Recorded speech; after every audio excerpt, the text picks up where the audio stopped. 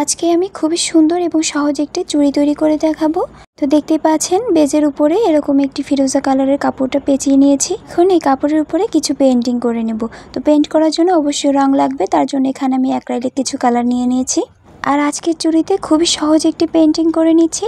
যারা কোনো রকম পেইন্ট পারেন না তারাও কিন্তু এই পেইন্টিংটা করে নিতে পারবেন। তো চলুন কথা না বাড়িয়ে সুন্দর পেইন্টিংটা কিভাবে করে নিচ্ছি সেই প্রসেসটা আপনাদেরকে দেখিয়ে দিচ্ছি। সো হ্যালো এভরিওয়ান, আসসালামু আলাইকুম সবাইকে, welcome to Tales of Hobby. প্রথমে এই কাপড়ের উপরে আমি মানানসই একটি কালার নিয়ে নিলাম। আমার মনে হয়েছে এখানে এই নীল কালারটা দিলে দেখতে বেশি সুন্দর লাগবে। তো দেখতে পাচ্ছেন আমি খুব আলতো হাতে একটু একটু করে রং নিয়ে তারপরে এখানে ফুলের পাপড়িটা দিয়ে নিচ্ছি।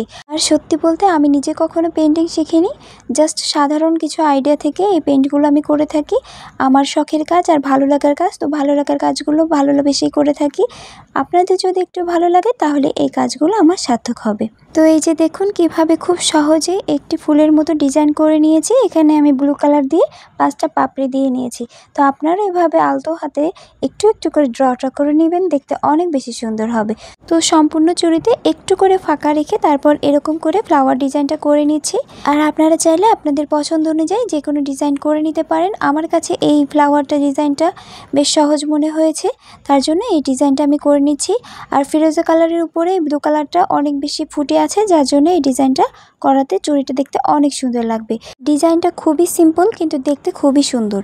তো এভাবে সহজ উপায়ে আমি খুব সুন্দর করে চুড়িটাকে আজকে মেক করে নিচ্ছি। আপনারাও এরকম সহজ টেকনিক কাজে লাগিয়ে সুন্দর সুন্দর চুড়ি বা জুয়েলারি মেক করে নিতে পারেন। আর দেখতেই পাচ্ছেন আনাড়ি হাতে আমি সুন্দর করে ডিজাইনটা করার চেষ্টা করছি। আপনারা আপনাদের পছন্দ অনুযায়ী এরকম সুন্দর সুন্দর কাজ করে নিতে পারেন। নিজের কাছে অন্তত ভালো লাগবে, দেখতে যতটা সুন্দর না হবে আপনি নিজে দেখে ততটা বেশি ভালো ফিল করবেন। তো এইভাবে আমি দুইটা চুড়িতেও সুন্দর করে ডিজাইনটা করে নিচ্ছি। আর এইভাবে 5টা পাপড়ি দেওয়া খুবই সহজ, জাস্ট চুড়িটাকে একটু টেনে টেনে দিলেই সুন্দর করে এই ডিজাইনটা তৈরি হয়ে যাবে।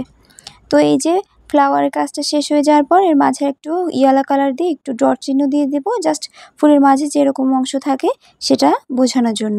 তো এই জাস্ট এইভাবে একটু তুলির সাহায্যে ডট করে দিলেই সুন্দর ডিজাইনটা তৈরি হয়ে যাবে। তো সম্পূর্ণ চুড়িতে আমি এভাবে হলুদ কালার দিয়ে সুন্দর করে ডিজাইনটা করে নিচ্ছি।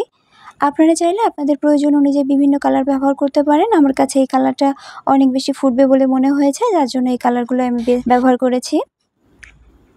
তো এই যে চুড়ির কাজটা হয়ে গেল, এখানে জাস্ট আমি কিছু কুন্দন সেট করে নিচ্ছি, তাহলে চুড়িটা আরও বেশি সুন্দর হবে। তো আজকে খুবই সিম্পল একটি চুড়ি তৈরি করে দেখালাম, কিন্তু চুড়িটা কিন্তু মাশাআল্লাহ দেখতে অনেক বেশি সুন্দর হয়েছে। তো আপনাদের কাছে চুড়িটা কেমন লেগেছে অবশ্যই কমেন্ট করে জানাতে ভুলবেন না। আর যদি ভালো লেগে থাকে তাহলে অবশ্যই একটি লাইক কমেন্ট শেয়ার করে পাশে থাকবেন। তো আর দেরি না করে হাতের কাছে পড়ে থাকা পুরানো চুড়ি দিয়েও কিন্তু এই সুন্দর ডিজাইনগুলো আপনারা করে নিতে পারেন। তো আজকে এই পর্যন্তই, ভালো থাকবেন সবাই, আল্লাহ হাফিজ।